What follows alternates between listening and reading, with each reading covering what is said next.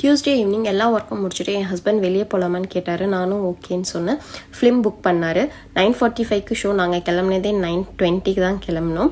அச்சுக்குட்டியை வந்து அத்தைக்கிட்ட விட்டுட்டு நாங்கள் கிளம்பிட்டோம். நாங்கள் போகிறதுக்கு முன்னாடியே படம் ஸ்டார்ட் ஆகிடும்னு நினச்சோம். பட் கரெக்டாக 9:42ங்கும்போது நாங்கள் ரீச் ஆகிட்டோம். எப்படியோ படம் ஸ்டார்டிங்லேருந்து எண்டு வரைக்கும் பார்த்துட்டோம். படம் சூப்பராக இருந்தது. ஆஃப்டர் பேபி வந்து நம்ம பேபியை விட்டுட்டு கிளம்புறோம் அப்படிங்கும்போது அவங்களுக்கு தேவையானதெல்லாம் எடுத்து வச்சுட்டு கிளம்பும் போதே நமக்கு வந்து பாதி டயர்டாயிரும். நம்ம போகிற இடத்துக்கு போய் நம்ம ரெஸ்ட்டு தான் எடுக்கிற மாதிரி இருக்கும். எனக்கும் அந்த மாதிரி தான் இருந்தது. மாலில் வந்து இண்டிபெண்டன்ஸ் டேக்கு வந்து டெக்கரேஷன்லாம் பண்ணியிருந்தாங்க. பார்க்குறக்கே அழகாக இருந்தது. மேலேருந்து பார்க்குறக்கும் நல்லா இருந்தது, கீழே இருந்து பார்க்குற வியூவும் நல்லா இருந்தது. ஸோ நான் ரெண்டுமே வந்து வீடியோ எடுத்திருந்தேன்.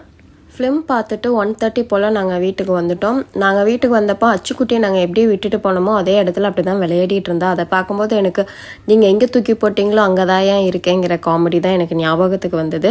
அவள் நார்மலாகவே 2 o'clock தான்